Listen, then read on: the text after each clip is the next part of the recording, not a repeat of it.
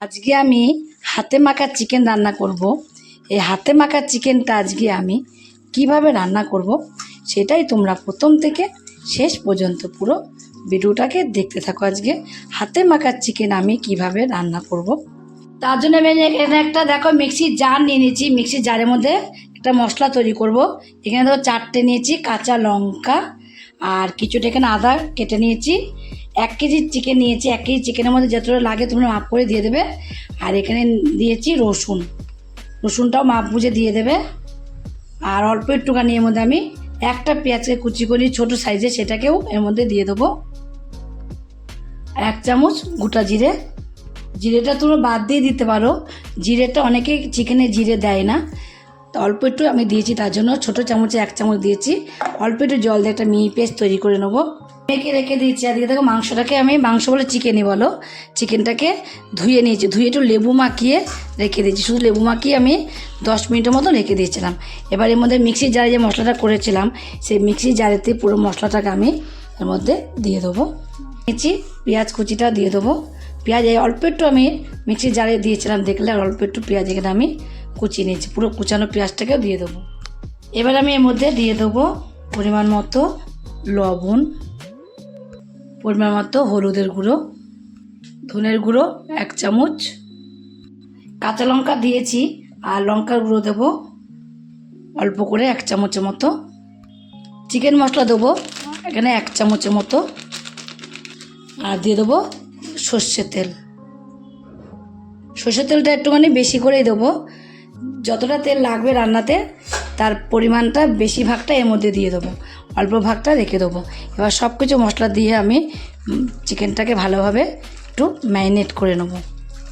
কিন্তু চেপে চেপে চিকেনটাকে মশলাটার সাথে ভালোভাবে মেখে নিতে হবে।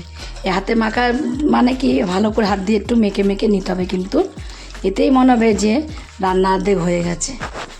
দেখো আমি 10 মিনিট ধরে চিকেনটাকে একটু মশলার সাথে ভালোভাবে মাখিয়ে নিয়েছি। কিন্তু আর একটু তেল আমি এর মধ্যে দেবো। এবার একটু তেল দিয়ে উপর দিয়ে এইভাবে তেল দিয়ে দেবো। তেল দিয়ে এবার চিকেনটাকে আমি 1 ঘন্টা রেস্টে রেখে দেবো। তা আবার রেখে দেবো ফ্রিজে। 1 ঘন্টা রেখে দিয়েছিলাম, দেখো রেস্টে কালারটাই দেখো চেঞ্জ হয়ে গেছে।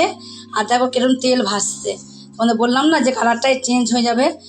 আর এর মধ্যে যদি পারো তোমরা একটু টক দই দিয়ে দেবে। আমি টক দইটা দিইনি।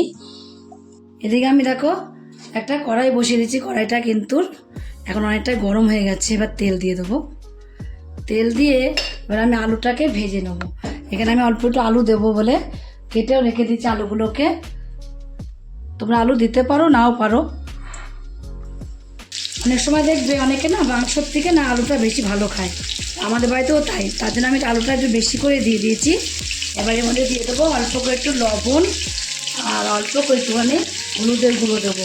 লবণ আর হলুদের গুঁড়ো দিয়ে কিন্তু আমি আলুটাকে লাল লাল করে ভেজে নেবো। উল্টিয়ে পাল্টে কিন্তু লাল লাল করে ভেজে নেবো আলুগুলোকে আমি।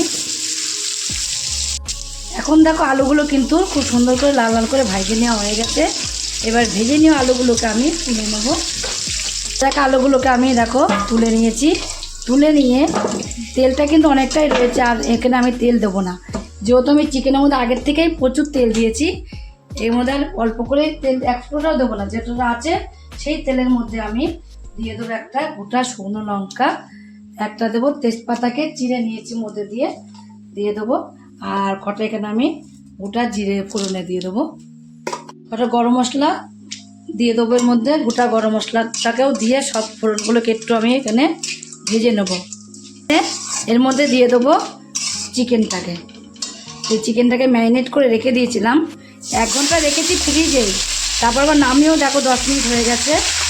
পুরো চিকেনটাকেই দিয়ে দেবো। তার মধ্যে মাখিয়ে রেখে যেমন গামলার মধ্যে অল্প একটু জল নিয়ে ধুয়ে সেই জলটাকেও দিয়ে দেবো। এবার আমি চিকেনটাকে কষাতে থাকবো।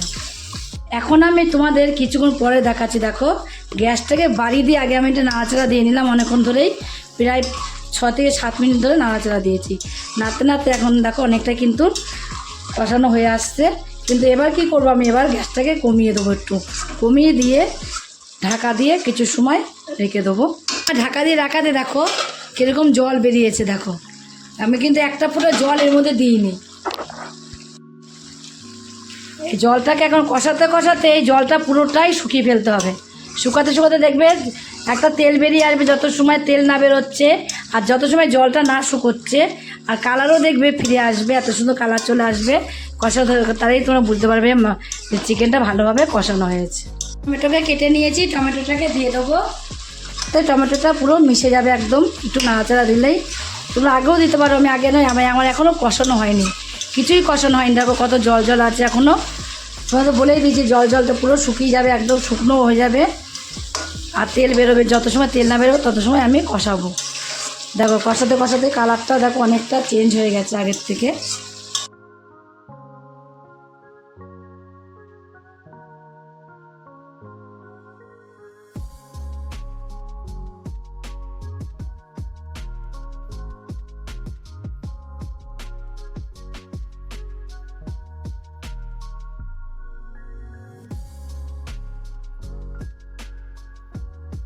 দেখো এরকম তেল বেরিয়ে এসছে আর এক ফোঁটা জল ভাব কিন্তু এর মধ্যে নেই, পুরোটাই কিন্তু জল ভাবটা শুকিয়ে গেছে।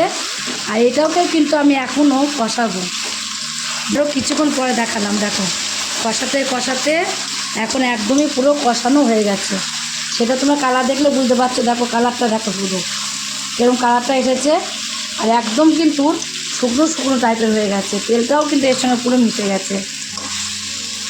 এবার আমি আলুগুলোকে দিয়ে দেবো, ভেজে রাখা আলুগুলোকে সবের মধ্যে দিয়ে দেবো। দিয়ে আলুগুলো দিয়েও কিন্তু আমি আরও একটু কিছু সময় কষিয়ে নেবো। জল করে রেখেছিলাম, গরম জল এর মধ্যে দিয়ে দেবো। জল করেছিলাম, বেশি ফুটাইনি জলটাকে, একটু হালকা গরম হলেই হবে। জলটা গরম হয়ে গেলেই জলটা তোমরা যে যেরকম ঝোল রাখবে সে সেরকম কিন্তু ঝোলটার মধ্যে জলটাকে দিয়ে দেবে। এখন দেখো একটু ঝোল আমি রাখবো আর আলুগুলো না একদমই খুব সুন্দরভাবে দেখো সিদ্ধ হয়ে গেছে, একদম এত সুন্দর সিদ্ধ হয়েছে আলু। দেখো ধরতে ধরতে গলে যাচ্ছে। একটু ঝোল না রাখলে খাবো কি দিয়ে, একটু ঝোল রাখলে ভাত রুটি পরোটা সব কিছু তোমরা খেতে পারবে। এবার নামানোর আগে দিয়ে দেবো আমি একটুখানি দেখো সাই গরম মশলা অল্প একটু দিয়ে দেবো।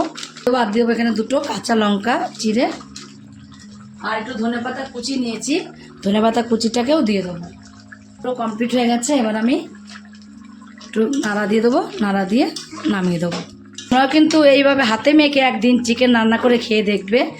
যদি এই হাতে মাখা চিকেনটা রান্না করে খেয়ে তোমাদের কাছে ভালো লাগে, আর তোমরা যদি ফেসবুক থেকে দেখো ফেসবুকের পেজটি ফলো করে দেবে, যদি ইউটিউব থেকে দেখো ইউটিউবের চ্যানেলটি সাবস্ক্রাইব করে দেবে, পাশে থাকা বেল আইকনটা প্রেস করতে ভুলবে না, তাহলে নতুন নতুন রেসিপিগুলো তোমাদের কাছে তাড়াতাড়ি পৌঁছে যাবে। আমার চ্যানেলে নতুন বন্ধু হয়ে থাকো, সাবস্ক্রাইব করেনি প্লিজ সাবস্ক্রাইবটা করে দেবে, সবার আগে তোমাদের কাছে নোটিফিকেশন ঢুকে যাবে। ছোট্ট করে লাইক করো, কমেন্ট করো, অনেক অনেক শেয়ার করো। নমস্কার বন্ধুরা, দেখা হবে আবার পরের রেসিপিতে।